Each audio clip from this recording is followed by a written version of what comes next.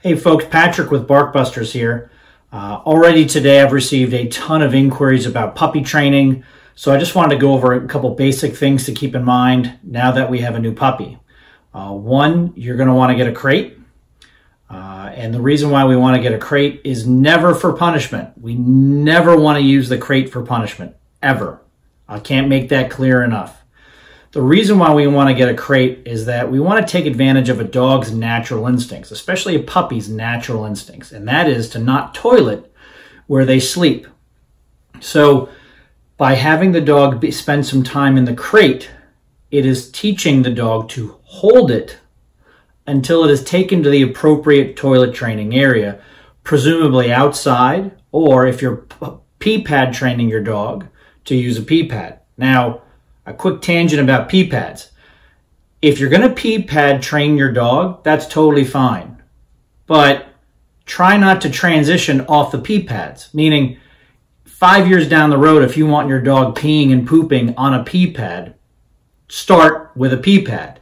If you don't want the dog peeing and pooping on a pee pad at all, ever, when it's 5 years old, 2 years old, 15 years old, well then don't even get started on a pee pad. Just take it to the appropriate toileting area, whether it be, again, outside or on a pee pad. So just a side tangent there.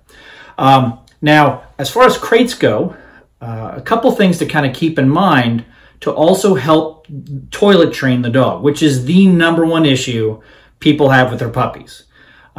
They want the dog to be able to hold it all night, all these wonderful things, and while some dogs can hold it all night very quickly, a good rule of thumb is that dogs can hold it for about an hour longer than they are months old. What does that mean? That means a 3-month-old dog should be able to hold it for about 4 hours, depending upon activity level. Meaning, if the dog is racing around going crazy because it's a puppy, you're probably looking at maybe a half hour, depending upon how much water and food that puppy has had prior to that activity. Otherwise, again, if the dog is in its crate and the crate is teaching the dog to hold it, assuming the dog isn't running around a whole lot, it should be able to hold it for a progressively longer period of time as it gets older. I kind of call this the airplane effect. Unless you're a man over a certain age, when you're on an airplane, you're probably not going to the bathroom a whole lot. But if you drink a lot or you're a male over a certain age, you're going to the bathroom quite often. And so the idea is that, hey, if you're just stuck in your seat and you're not moving, well, then you're probably going to be able to hold it because there's nothing going on. You're not doing anything. But more often than not, once we get off an airplane, where does everybody go? Well, everybody goes to the bathroom. So again, it's the level of the physical activity that causes puppies to go sooner and more often than if they're just lying around doing nothing. So that's the first thing about that crate is it teaches them to hold it. The next thing that you might want to consider is a technique called scatter feeding. And scatter feeding is when you take the dog's food, not all of it, start with about half of it, and you scatter it.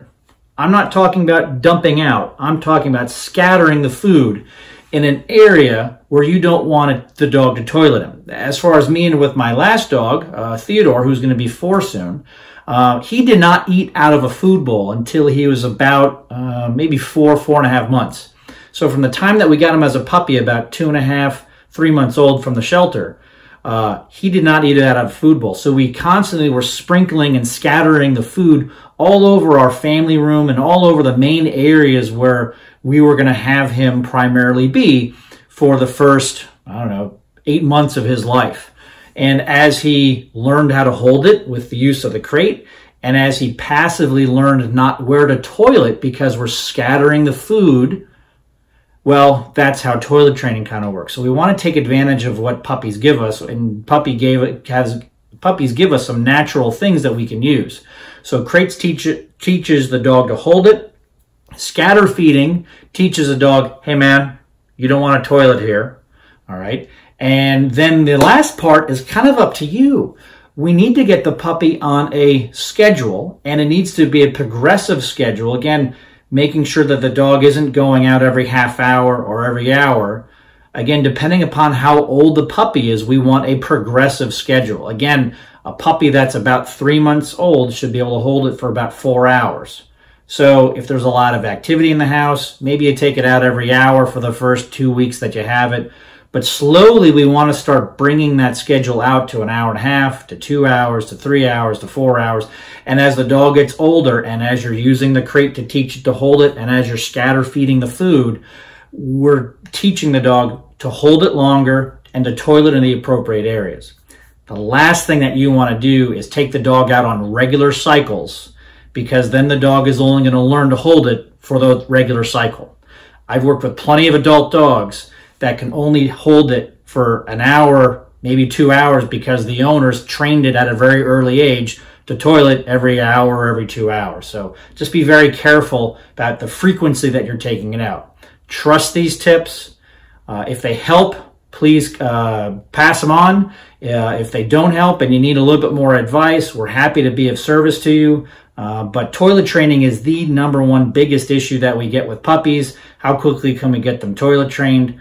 Stay tuned in, because tomorrow we're going to talk about some other things to do with some puppies. So come back to this channel tomorrow and there'll be some more free information about how to work with your puppy.